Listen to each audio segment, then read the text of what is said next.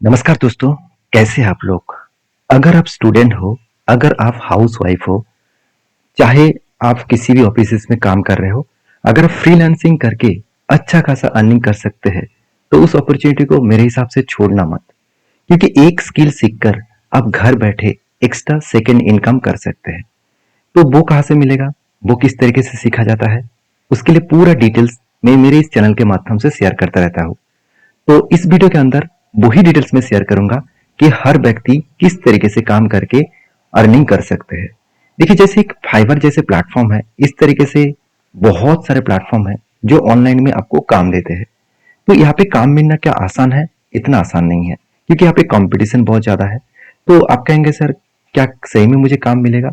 देखिए, इजीली तो नहीं मिलेगा। अगर एक दो काम अगर आपको मिल गए, तो उसके बाद आप उस काम को सही तरीके से सही ढंग में कस्टमर को सर्विसेज दीजिए। अगर वो काम आपने सही तरीके से सही टाइम में कस्टमर को डिलीवरी कर दिए, तो कस्टमर आपको 5 स्टार रेटिंग देगा। उस रेटिंग के बेसिस में आपको कंटिन्यूसली काम मिलेगा। ऐसे बात मैं क्यों बता रहा हूँ, आप खुद ही देख लीजिए। यहाँ पे एक व्यक्ति है जिन्होंने करीबन 2400 से भी ज्यादा ऑर्डर कंप्लीट किया है, और करीबन 1113 व्यक्ति ने इसको 5 स्टार रेटिंग दिया। इसका मतलब क्या है? इसका मतलब इन्होंने अलग लेवल में कस्टमर को सर्विसेज दिया, काम किया और कॉन्फिडेंटली काम किया। और इनका चार्जेस क्या है? इनका स्टैंडर्ड चार्जेस है 2200 रुपीज, और प्रीमियम चार्जेस क्या है? करीबन 4500 रुपीज। तो सोचिए, इस लोगों ने मतलब इस व्यक्ति ने कितने पैसे कमाए हैं ऑनलाइन प्लेटफॉर्म के माध्यम से। तो इनका काम कौन सा है? ये बता रहा है कि Microsoft Excel, Word, data entry, PDF to Excel, typing, PDF editing, साथ ही साथ data cleaning, Google sheet, Excel formulas and Microsoft PowerPoint. इस तरीके से सारी चीजों के ऊपर कोई भी काम हो, उस काम को सॉल्व करके वो अर्निंग करेंगे। तो इनको कहाँ कहाँ से काम मिला? देखिए, ऑस्ट्रेलिया से भी काम मिला। आप इसको देखेंगे तो यूनाइटेड स्टेट से भी काम मिला, यूनाइटेड किंगडम से भी काम मिला।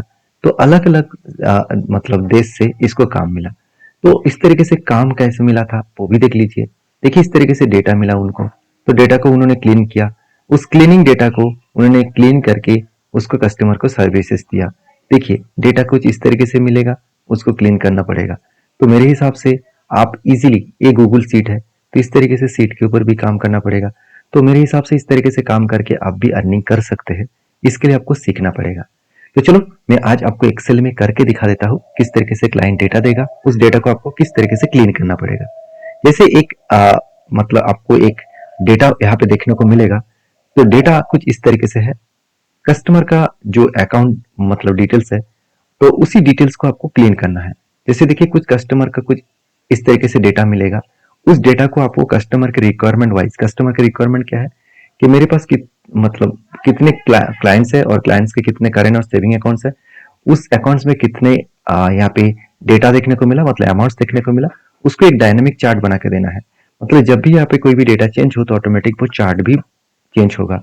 और साथ ही साथ इजीली आपको पता चलेगा कि कितने टोटल सेविंग अकाउंट और कितने करेंट अकाउंट में है और उसमें कितने राशि है। तो चलो, आज मैं इस डेटा को आपको क्लीन करके बताऊंगा। तो सबसे पहले करना क्या है? देखिए, सबसे पहले डेटा क्लीनिंग करने का अलग अलग तरीका होता है। तो जो क्लीनिंग डेटा में आपको करके दिखाऊंगा यहाँ पे, एकदम सिंपल तरीका है। सबसे पहले देखिए, आपको यहाँ पे क्या करना है, सारे हेडिंग्स को मैं एक बार यहाँ पे कॉपी करूंगा। सारे हेडिंग्स को कॉपी करूंगा मतलब क्या है? देखिए, पहला जो है वो है अकाउंट। आपको यहाँ पे मैं लिख लेता हूँ अकाउंट ऑफ, यहाँ पे अकाउंट नंबर। तो यहाँ पे अकाउंट नंबर है, मतलब उसकी जो अकाउंट्स है उसका नंबर है। उसके बाद कस्टमर का नेम है। उसके बाद अकाउंट टाइप है। तो मैं एक बार लिख लेता हूँ, तो आपको इजीली समझ में आ जाएगा। उसके बाद अमाउंट है, मतलब कितने अमाउंट उन्होंने बैंक्स में यहाँ पे डिपॉजिट किया है। तो यहाँ पे मैं हेडिंग्स इसलिए लिखा हूँ क्योंकि मुझे इस डेटा से, इस डेटा के जो एक साथ जो डेटा है, इस डेटा को मुझे अलग अलग सेल में लेके जाना है। तो मैं क्या करूंगा, फर्स्ट जो अमाउंट मतलब अकाउंट नंबर है उसको मैं फर्स्ट यहाँ पे कॉपी करके पेस्ट कर दूंगा, एंटर करूंगा। इसके बाद मुझे एक शॉर्टकट यूज करना है, फ्लैश फिल। फ्लैश फिल कहाँ पे मिलेगा? देखिए, ऊपर आपको हेडिंग्स मिलेगा। इस हेडिंग्स में आपको डेटा मिलेगा, डेटा हेडिंग मिलेगा। उसके बाद आपको मिलेगा फ्लैश फिल। तो फ्लैश फिल के ऊपर क्लिक कर दीजिए। तो फ्लैश फिल के ऊपर क्लिक करने से यहाँ पे हो नहीं रहा, तो आपको शॉर्टकट यूज करना है कंट्रोल ई। देखिए, कंट्रोल ई से हो नहीं रहा, तो आपको करना क्या है, ध्यान से देखिए। मैं क्या कर रहा हूँ, यहाँ पे सेकेंड वाला डेटा को कॉपी किया और एक बार पेस्ट कर दिया, उसके बाद एंटर किया और कंट्रोल ई कर दिया। तो यहाँ पे दिक्कत वाला बात ये हो रहा है कि बता रहे we look at the next your selection items. तो एक्चुअली यहाँ पे इसीलिए नहीं हो रहा है क्योंकि यहाँ पे बीच में एक सेल गैप है, इस गैप को हटा दीजिए, उसके बाद आप इसको फ्लैश फिल कर दीजिए। मतलब कोई भी बीच में अगर सेल ब्लैंक हो तो वो एक्सेल उसको पहचान नहीं पाएंगे। तो मैंने क्या किया, बीच वाला जो ब्लैंक सेल था उसको हटा दिया और उसके बाद कंट्रोल ई करके यहाँ पे डेटा को कंटिन्यू किया। अभी नेम का बारी, तो मैं क्या करूंगा, नेम को पहले एक नेम को मैं कॉपी करके यहाँ पे पेस्ट कर दूंगा और एंटर करके फ्लैश फिल को यूज करूंगा। तो यहाँ पे होगा क्या, नेम के बाद देखिए यहाँ पे हैज वाला साइन आ रहा है। तो इस तरीके से अगर दिक्कत आए तो क्या करना है, एक नेम को कॉपी नहीं करना है, दूसरा नेम को भी एक बार कॉपी करके पेस्ट कर लीजिए और भी कॉन्फिडेंस एक्सेल को दिखाना पड़ेगा क्योंकि यहाँ पे एक एक्सेल को बहुत सारी चीज समझ नहीं आ रहा है।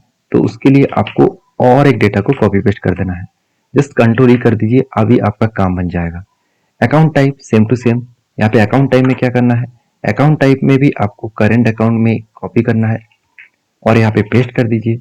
दूसरा वाला पे यहाँ पे भी आपको डेटा को कॉपी कर लेना है और यहाँ पे पेस्ट कर दीजिए। तो उसके बाद कंट्रोल ई प्रेस कर दीजिए तो सारा डेटा कॉपी हो जाएगा। अमाउंट्स के बारी मैं अमाउंट लिख भी सकता हूँ, तो अमाउंट्स लिखने के बाद भी आप फ्लैश फिल कर सकते हैं, कंट्रोल ई कर दीजिए तो मेरा काम बन गया।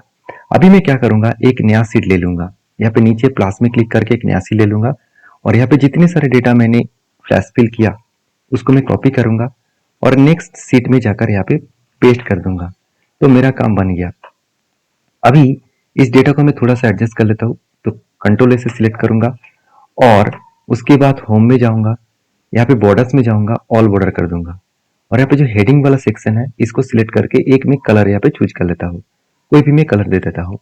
अभी मुझे कुछ इस तरीके से डायनामिक चार्ट बनाना है, तो मैं कैसे करूंगा, इसके लिए करना क्या है, पूरा डेटा को सिलेक्ट करना है कंट्रोल ए से, उसके बाद जाना है इंसर्ट टैब में, उसके बाद जाना है पीवोट टेबल में। तो पीवोट टेबल के ऊपर क्लिक करना और यहाँ पे आपको एक जो डेटा है इस डेटा को आपको कौन सा सीट में लेना है, नेक्स्ट सीट में। तो यहाँ पे मैं ओके कर दूंगा तो एक नया सीट ओपन हो जाएगा, मतलब डेटा यहाँ पे है और पीवोट टेबल नेक्स्ट सीट में आ गया।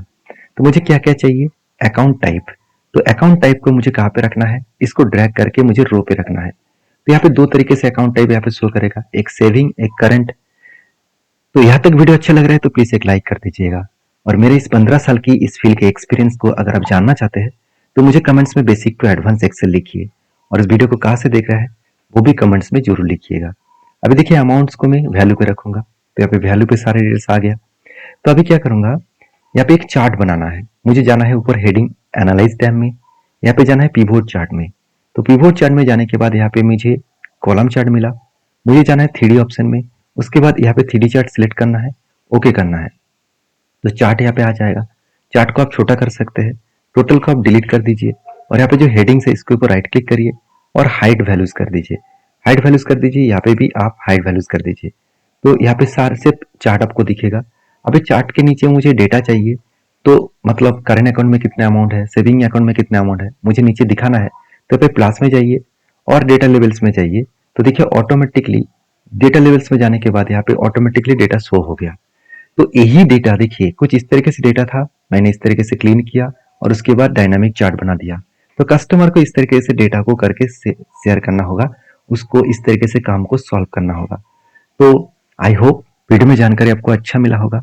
इसी तरीके से सारे एक्सेल डिटेल्स को सीखना है तो आप मुझे कमेंट्स में बेसिक टू एडवांस एक्सेल लिखिए और इस एक्सेल प्रैक्टिस सीट को मैं नीचे दे दूंगा, जाकर प्रैक्टिस करिए और मुझे फॉलो करिए। मिलते हैं नेक्स्ट वीडियो में, तब तक के लिए धन्यवाद।